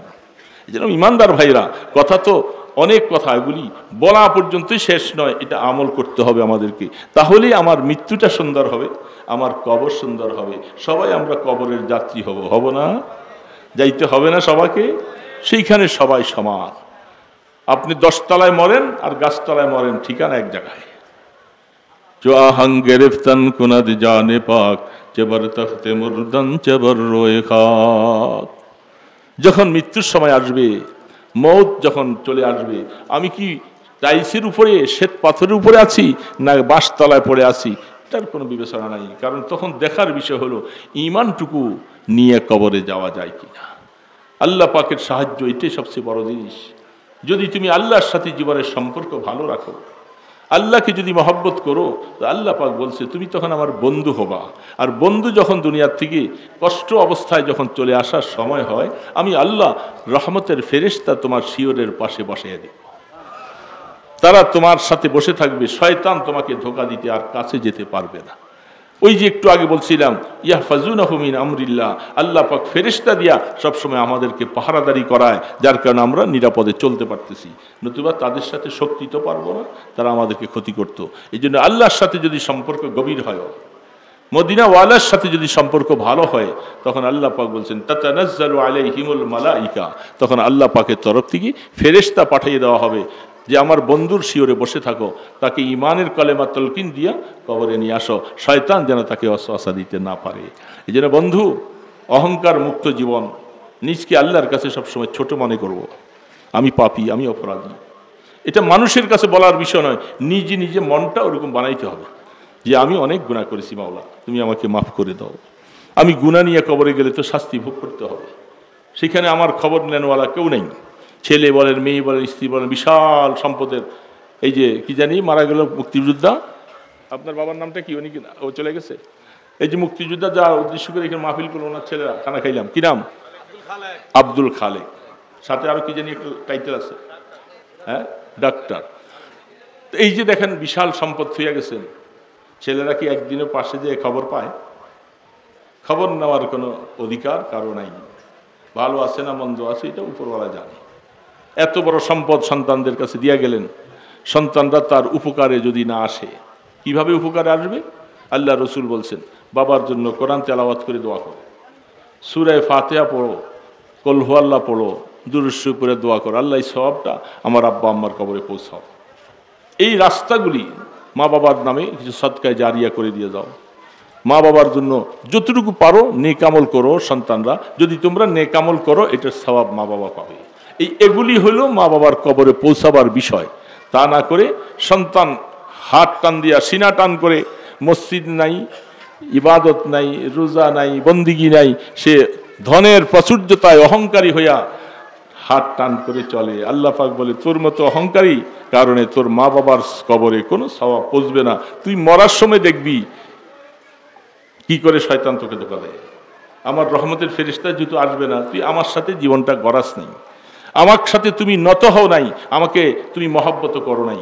এই জন্য আল্লাহ সুবহানাহু ওয়া তাআলা ওই বলতেছিলাম সমস্ত জায়গার মধ্যে রব, সমস্ত মোনাজাতের মধ্যে রব, সূরা ফাতিহার প্রথমে রব। রব একমাত্র ওই সত্তাকে বলা হবে যে সময় মতো প্রত্যেকটা সৃষ্টিজীবের সব কিছুর তার প্রয়োজনগুলি সপ্ত জমিনের মধ্যে যদি হয় সময় মতো পৌঁছে দিতে পারে যে সত্তা, যে ক্ষমতা, তার নাম হলো রব। এই ক্ষমতা পৃথিবীর আর কারো। তাহলে সুলাইমান আলাইহিস সালাতু ওয়াস সালাম, ওই কথা ফিনিশিংটা এসে বলতেছি, সুলাইমান আলাইহিস সালাতু ওয়াস সালাম তিনি কি এই ক্ষমতা ছিল? তিনি যে বলছে আল্লাহ আপনার সমস্ত মখলুকাতকে, মখলুকাত বলতে আল্লাহ পাকের কত মখলুকাত তো খবরও নাই, তারা আসতেও পারবে না এখানে, কে কোথায় আছে। তাহলে এটাও এক নম্বর একটা ভুল কথা। সমস্ত মখলুকাতকে খাওয়াবার ক্ষমতা পৃথিবীর কারো নাই। ইনি একবেলা খানা তৈরি করেছে, একটা মাছে খেয়ে ফেলছে, এগুলি সব বাতুলতা কথা। সহিহ রাওয়ায়াতের কোনো হাদিস নেই। কোনো ব্যক্তি এই কথার দাবি করাটাই একজন নবীর শানে, এটা বেয়াদবি শব্দ বলা হয়। নবী এমন কথা আল্লাহর কাছে দাবি করতে পারে না। তিনি হলেন রাজ্জাক, তিনি হলেন সবকিছুর মখলুকের রিজিক দানওয়ালা। তিনি সুলাইমান আলাইহিস সালাম এই কথা কেন বলবেন? সেটা বলার মতো অযৌক্তিক কথা। এটা ইসরাইলি রাওয়ায়াত যেগুলি বলা হয়, যেগুলি মৌজুয়াত দিয়ে ভরপুর, এই সমস্ত কথা বলে ময়দান গরম করলে জিব্বাটা আগুনের কেচি দিয়া কিয়ামতের ময়দানে কেটে ফেলবে। জিব্বা গরম করে আসছো মৌজুয়াত দিয়া আর ইসরাইলি রাওয়ায়াত দিয়া। কে বলছে তোমাকে? মান কাযাবা আলাইয়া মুতাআম্মিদান ফালিয়াতাবাওয়া মাকআদাহু মিনান নার। রসুল বলছে, আমি বলি নাই। আর তুমি যখন বলছো রসুল বলছে হাদিস, তাহলে আমার উপরে মিথ্যা তহমত দিলা, তুমি তোমার ঠিকানাটা জাহান্নামে বেচে লও। এই জন্য আলোচনা করা এত সোজা না। হাদিস কোরআন গবেষণা করে সহিহ রাওয়ায়াতগুলি দেখে আলোচনা করতে হবে। ভুল করলে আপনারা তো বাইচা গেলেন, আমার জিব্বা কেটে দিবে, মুসিবতে পড়বো আমরা। এই জন্য ভাইরা, তো সুলাইমান আলাইহিস সালাম শেষ কথাটা যে একটার উপরে আমি আয়াত শুরু করেছিলাম মনে আছে? অনেক দূরে চলে গেছি, সেখান থেকে আবার ফিরে আসলাম। সুলাইমান আলাইহিস সালাম রাস্তায় চলতেছে, কিছু সৈন্য নিয়া পায়ে হেঁটে যাইতেছে। পায়ে হেঁটে যখন উনি যাচ্ছে, পিপিলিকা, এদের ভাষা সুলাইমান আলাইহিস সালাম বুঝতেন। পাখির ভাষা, পিপিলিকার ভাষা, সব কিছুর ভাষা সুলাইমান আলাইহিস সালাম বুঝতেন। উনি যখন রাস্তায় পায়দল হেঁটে চলছে, সূরা নামলের মধ্যে কোরআন শরীফের আয়াতটা দেখে নিন। قال يا قالت يا أيها النمل ادخلوا في مساكنكم। পিপিলিকা তার সমস্ত অনুসারীদেরকে, সে হলো রানী আর সবাই হলো তার প্রজা, সবাইকে ডাক দিয়ে বলতেছে তোমরা তাড়াতাড়ি সব গর্তে ঢুকে যাও। লা ইয়াহতিমান্নাকুম সুলাইমান ওয়া জুনুদ। সুলাইমান ইসলাম যে সৈন্য নিয়ে আসতেছে তোমাদের ব্যাপারে খবরও নাই, পায়ের নিচে পইরা তোমরা শেষ হয়ে যাবা। এই কথাটা পিপিলিকা বলছে, আর পিপিলিকা ছিল মহিলা। পিপিলিকা কি ছিল বলে আপনি কেমনে বুঝলেন? বলে আমি বলছি যে কোরআন শরীফ আয়াত থেকে আল্লাহ স্ত্রীলিঙ্গ শব্দ ব্যবহার করছে, তাদের বোঝা যায় পিপিলিকা ছিল, মহিলাটা সেই মহিলা ছিল। এই জন্য সুলাইমান ইসলামের কাছে বাতাসে কথাটা পৌঁছে যায়। সুলাইমান ইসলাম হচ্ছে আল্লাহ, পিপিলিকার ভাষাটাও আমি বুঝে ফেললাম, আপনি আমার উপরে কত রহমত কত দয়া করলেন। পিপিলিকা কি বললো আমি এটা বুঝলাম। তখন তিনি আল্লাহর কাছে সাথে সাথে দোয়া করলেন, রব্বি আউজিনি আন আশকুরা নি'মাতাকাল্লাতী আন'আমতা আলাইহি ওয়া আলা ওয়ালিদাইয়া। এই দোয়াটা তিনি করতেছেন, আল্লাহ আমাকে এত কিছু দিয়েছেন, আপনি এত নেয়ামত দিয়েছেন, সর্বশেষ জিন্নাতের উপরে ক্ষমতা দিলেন, পাখির ভাষা বুঝি, বাতাস আমার হুকুমে চলে, পিপিলিকার ভাষা বুঝি, সব কিছু এত নেয়ামত দিলেন, আল্লাহ আমি কি শুকর আদায় করব? এইটা আমার জীবনের জন্য সকলের জন্য আমাদের জরুরি। এই কথাটা বলেই শেষ করে দিচ্ছি যে তিনি বলতেছেন আল্লাহ আমি কি শুকর আদায় করব, তবে আমি আপনার কাছে একটা দিল চাই, এমন একটা দিল চাই যে দিলটা সবসময় আপনার গোলামির মধ্যে নিয়োজিত থাকে, আপনার কাছে দোয়া মুনাজাতের মধ্যে সবসময় লেগে থাকে। এমন একটা দিল দাও তুমি আমাকে আল্লাহ, আমি যেন তোমার নেয়ামতের শুকর আদায় করতে পারি। আমাদেরকে নেয়ামত দেয় নাই? বলেন না বাবা, দিছে কি দেয় নাই? আমরাও কি আল্লাহর কাছে এই দোয়াটা করতে পারি না যে আল্লাহ তুমি আমাকে এত নেয়ামত দিলা, আমার চক্ষু দিছা, আমাকে কিডনিটি ভালো রাখছো, আমাকে লিভারটা ভালো রাখছো, হাত দিছো, পাও দিছো, তারপর সন্তান সন্ততি দিছো, টাকা পয়সা মাল ধন সম্পদ দিছো, আল্লাহ এত নেয়ামত তুমি দিলা, তুমি আমাকে এরকম একটা দিল দাও, আমি যেন তোমার নেয়ামতের শুকর আদায়। এটা আমাদেরও জরুরি। এই জন্য আয়াতটা তো আল্লাহ রসুলের উপর নাজিল করে, এটার হুকুমটা আমরা না জানলে আমরা এমন দিল কেমনে চাবো আল্লাহর কাছে? তারপরে বলতেছেন এই কথাটা বলে তিনি বলতেছেন আমাকে এমন একটা দিল দাও, ওয়ান আ'মালা সালিহান তারদা। 2 নম্বর দোয়া, আল্লাহ আমি যেন এমন আমল করতে পারি যে আমলের দ্বারা আল্লাহ তোমাকে আমি খুশি করতে পারি। সুবহানাল্লাহ বলেন। আমার আমলটা যেন এমন হয় যে আমলের দ্বারা আল্লাহ আমি তোমাকে যেন খুশি করতে পারি। এটা আলেম বলেন, ফাজেল বলেন, মুহাদ্দিস বলেন, পীর বলেন, নেতা বলেন আর ফ্রড বলেন, যত মানুষ সকলের জন্য দরকার যে আল্লাহ আমার আমলের দ্বারা তোমাকে খুশি করতে হবে। মন গড়া মতো আমল করলে আল্লাহ খুশি হবে না, আমলটা রসুলের বাতলানো পথে না হলে আল্লাহ খুশি হবে না। এই জন্য আমলগুলি আল্লাহ এবং রসুলের বাতলানো পথে যখন করব তাহলে আল্লাহ খুশি হবেন। এটা আমাদের জীবনের জন্য ফরজ। আমার আমল দিয়ে আল্লাহকে খুশি করানো লাগবে। আমার আমল দিয়ে বসে এই তো কথা না থাক, ওনার পায়ে দীর্ঘ সময় বসতে হয়তো একটু অসুবিধা হতে পারে। 3 নম্বর দোয়াটাই তিনি শেষ করে দিয়েছেন আয়াতে। 3 নম্বর দোয়াটা, ওয়া আদখিলনি বিরহমাতিকা ফি ইবাদিকাস সালিহিন। ইবাদতটা আল্লাহ পাকের কাছে কবুল হয় মতো ইবাদতটা করতে হলে 3 নম্বরে যে আল্লাহ একটা শর্ত দিয়েছেন যে আল্লাহ তুমি মেহেরবানি করে আমাকে নেককারদের সাথী বানাইয়া রাখো। বলেন সুবহানাল্লাহ। বোঝা যাচ্ছে নেককারের সাথী হতে পারলে দুনিয়া তো লাভ, আখিরাতও।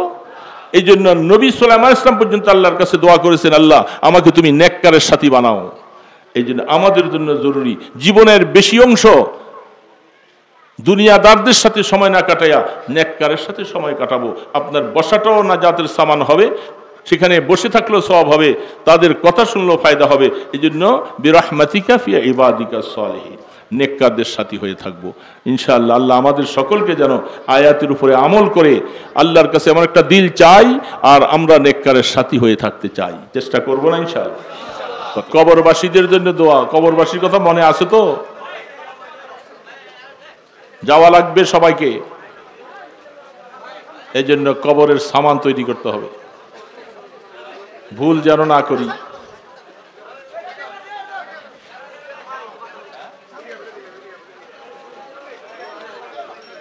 হ্যাঁ, কয়েকজনকে দিয়ে দিচ্ছে, আওয়াজ বন্ধ করে দিই। প্রত্যেকে সূরা ফাতিহা একবার, কুল হুয়াল্লাহ 3 বার পড়েন। বিসমিল্লাহর সাথে। এখানে কেউ আওয়াজ করবে না, তোমরা দাও, হাতে হাতে দিয়ে দাও, দিয়ে বসে যাও অথবা সরে যাও।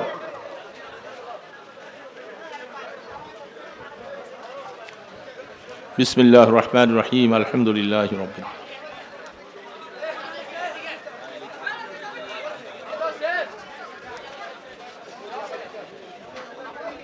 কুল হুয়াল্লাহু আহাদ আল্লাহুস সামাদ লাম ইয়ালিদ ওয়া লাম ইউলাদ।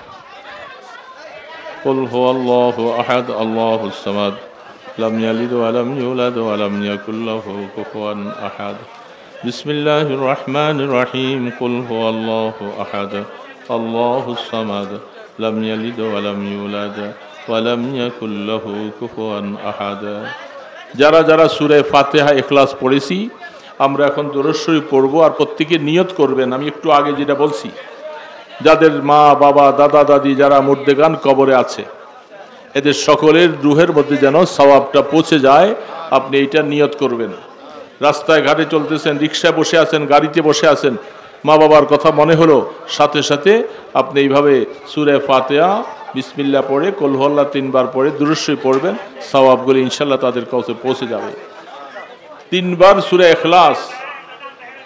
কেউ যদি একটা চা খেতে খেতে 10 বার সূরা ইখলাস পাঠ করে, জান্নাতে তার জন্য একটা বিল্ডিং তৈরি হয়। সুবহানাল্লাহ। সহজ জিনিস। গাড়িতে বসে আছেন, আপনি 10 বার সূরা ইখলাস পড়বেন, আপনার জন্য জান্নাতে বিল্ডিং তৈরি হবে। এই জন্য আমরা চেষ্টা করব, ভুলবো না। আস্তাগফিরুল্লাহ রাব্বি মিন কুল্লি যামবিন ওয়া আতুবু ইলাইহি লা হাওলা ওয়া লা কুওয়াতা ইল্লা বিল্লাহিল আলিয়্যিল আযীম। আস্তাগফিরুল্লাহ রাব্বি মিন কুল্লি যামবিন ওয়া আতুবু ইলাইহি লা হাওলা ওয়া লা কুওয়াতা ইল্লা বিল্লাহিল আলিয়্যিল আযীম। আস্তাগফিরুল্লাহ রাব্বি মিন কুল্লি যামবিন ওয়া আতুবু ইলাইহি লা হাওলা ওয়া লা কুওয়াতা ইল্লা বিল্লাহিল আলিয়্যিল আযীম। اللهم صل على محمد وعلى آله وأصحابه وبارك وسلم. اللهم صل على محمد وعلى آله وأصحابه وبارك وسلم. اللهم صل على محمد وعلى آله وأصحابه وبارك وسلم. الحمد لله رب العالمين، والصلاة والسلام على أشرف الأنبياء والمرسلين. درود و سلام بحد و ہمیشہ، درود و سلام بحد و ہمیشہ میرے ماں باپ ان کے حق پر فدا ہو. یا حی یا قیوم یا رحمان یا رحیم یا ذا القوة المتین یا راحم المساکین. আল্লাহ, কবরবাসীদের স্মরণে আমরা কতিপয় মুসলমান রাত্র গভীর হয়ে গেছে মাওলা, মিসকিনের মতো 2টা হাত তুলেছি আল্লাহ। আল্লাহ, মানুষের গুনাহ, বান্দার গুনাহ ক্ষমা করার যোগ্যতার ক্ষমতা একমাত্র আপনারই আছে, আর কারো নেই মাওলা। এই জন্য আপনি মেহেরবানি করে হাত তোলার তৌফিক দিয়েছেন। আমরা মিসকিনের মতো হাত 2টা তুলে বসছি আল্লাহ। আমাদের জীবনের সব গুনাহগুলি মাফ করে দাও আল্লাহ। কবিরা গুনাহ থেকে তওবা করলাম আল্লাহ, জীবনের সমস্ত কবিরা গুনাহগুলি মাফ করে দাও। আয় আল্লাহ, গুনাহ থেকে বাঁচে থাকার তৌফিক দান করে দাও আল্লাহ। গুনাহ নিয়ে আমাদেরকে কবরের ডাক দিয়েন না আল্লাহ। এ মাওলা, কত মানুষের মৃত্যুর সংবাদ কানে পৌঁছে যায় আল্লাহ, জানি না কখন যেন আমার ডাক আসবে। এ রহমানুর রহিম, মওতের দুয়ারে নেওয়ার আগে জীবনের গুনাহ মাফ করে দাও আল্লাহ। গুনাহগার বানাইয়া কবরে শোয়াই দিও না। মওতের সময় পিপাসায় কলিজা ফেটে যাবে, সন্তানরা মুখে চিনির পানি ডাবের পানি দিবে, চেষ্টা করবে, ভিতরে যাবে না, গালি বেয়ে বেয়ে পড়ে যাবে। এ রহমানুর রহিম, ওই সময় রহমতের ফেরেশতা পাঠাইয়া দিও আল্লাহ। জবানে কালেমাটা পড়াইয়া দিও গো আল্লাহ। আমাদেরকে নাফরমান বানাইয়া কবরে নিয়ে শোয়াই দিও না। অন্ধকার কবরে কেমন করে থাকবো গো মাওলা? কবরে বাতি নাই, পাখা নাই, বিছনা নাই, 1000 মন মাটি, বুকের উপরে চাপা দিয়া শোয়াই আসবে, আবার খবর কেউ নিবে না। একটু পরে মুনকার নাকির আইসা প্রশ্ন করবে গো মাওলা, এই প্রশ্নের জবাব যদি দিতে না পারি কবরটা জাহান্নামের গর্ত হয়ে যাবে। মাওলা দয়া করে ফেরেশতার প্রশ্নের জবাবগুলি দেওয়ার তৌফিক দান করে দিও। আল্লাহ আমরা তোমাকে ভুলে যাই নাই, তোমাকে সেজদা দিয়েছি, এই মুখ দিয়ে তোমাকে আল্লাহ বলে ডেকেছি গো আল্লাহ। কখনো তোমার জন্য চোখের 2 ফোঁটা পানি ছেড়ে দিয়েছি, এই চেহারাটার মধ্যে আগুন জ্বালাই দিও না আল্লাহ। আল্লাহ তোমার ইজ্জতের সওয়াল করলাম, আমাদের উপরে রাগ করা জাহান্নামের উপরে আমাদেরকে শোয়াই দিও না আল্লাহ, আগুন হারাম করে দিও। চিৎকার করে কবরটা ফেটে যাবে, কেউ শুনবে না। দয়াল মাওলা কবরে যতদিন রাখো রহমতের কবর বানাইয়া রাখো। ময়দানে হাসরে যখন উঠাবা সারা পৃথিবীর মানুষ উঠবে, মাথার 1 মাইল উপরে সূর্যের তাপ হবে, জমিনটা তামা হয়ে যাবে, চিৎকার করে কলিজাটা ফেটে যাবে, পানি পানি বলা। আল্লাহ তোমার আরশের নিচে একটু জায়গা দিও গো আল্লাহ, আল্লাহ একটু জায়গা দিও।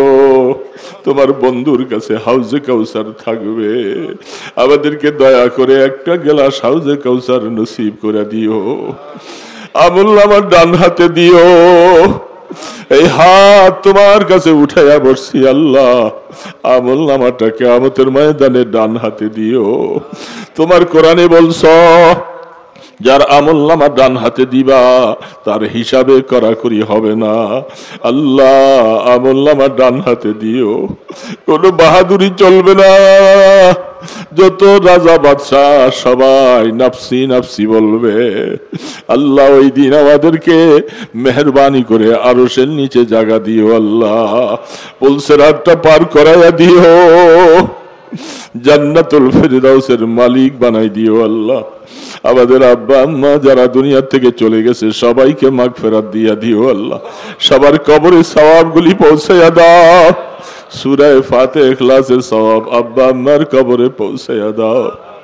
মা বাবা দুঃখিনী অবস্থায় কবরে শুয়ে আছে, আমাদের দিকে তাকিয়ে আছে, এই সন্তান আমাকে ভুলে যাস না, বহু কষ্ট করে তোকে দুনিয়াতে প্রসব করে লালন পালন করে মেতরকরি করে সুইপারি করে তোমার মতো সন্তানটাকে পালছিলাম রে বাবা। আজকে তুই শান্তিতে আসস, আমার খবর নেস না, ভুলে যাস না রে বাবা। এ আল্লাহ আমাদের আব্বা আম্মার উপরে রহম করো, তাদেরকে মাগফিরাত দান করে দাও। মাওলা যাদের মা বাবা বেঁচে আছে এদের গুনাহ মাফ করে দাও, সন্তানকে মা বাবার খাদেম বানাইয়া দাও, মা বাবার খেদমত করে করে জান্নাত কামাই করার তৌফিক দাও, তাদের সাথে যেন দুর্ব্যবহার কেউ না করে। আল্লাহ মা বাবার চেহারার দিকে মায়ার নজরে তাকাইবা, কবুল হজের সওয়াব আমলনামায় দেওয়া হবে। আল্লাহ আমাদের ছেলে মেয়ে বিবি বাচ্চা সবাইকে নেককার বানাইয়া দাও। আল্লাহ কুসংস্কার খারাপ সন্তান বানাইও না, আমাদের সন্তানগুলাকে নামাজি বানাইয়া দিও আল্লাহ।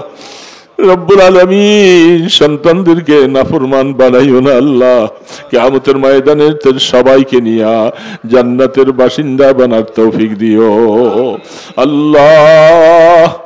শিওরে বসে সন্তানরা যেন সূরা ইয়াসিন পড়তে পারে, নামাজে জানাজা পড়াইতে পারে, এমন সন্তান বানাই দিও আল্লাহ। এ আল্লাহ হাবিবুর রহমান নামে দুনিয়ার থেকে চলে গেছেন 2 বছর আগে, তার সন্তানেরা মা বাবার জন্য দোয়া চেয়েছে আল্লাহ, বাবার জন্য আল্লাহ তার বাবার কবরকে রহমতের কবর বানাইয়া দিও, সন্তানগুলাকে নেককার বানাও। মা বেঁচে আছে, মার হায়াতে বরকত দান করো, সুস্থতার হায়াত দান করো, মার খেদমত করা সন্তানদের নসিব করে দাও আল্লাহ। এ আল্লাহ এই মজলিসের মধ্যে যাকে ভালো লাগে তার উসিলা আমাদের সবার দোয়া কবুল করো। যত কবরবাসী এই এলাকায় আছে সমস্ত কবরবাসীদের উপরে রহমত নাজিল করো আল্লাহ। আপনার হাবিবের দরবারে দরুদ সালাম গুলি পৌঁছাইয়া দাও, আপনার ইসমে আজমের উসিলায়, আপনার হাবিবের কদম মোবারকের উসিলায় আমাদের দরখাস্তগুলি কবুল করে লাও। সাল্লাল্লাহু তাআলা আলা খায়রি খালকিহি মুহাম্মাদ ওয়া আলা আলিহি ওয়া আসহাবিহি আজমাইন বিরহমাতিকা ইয়া আরহামার রাহিমিন।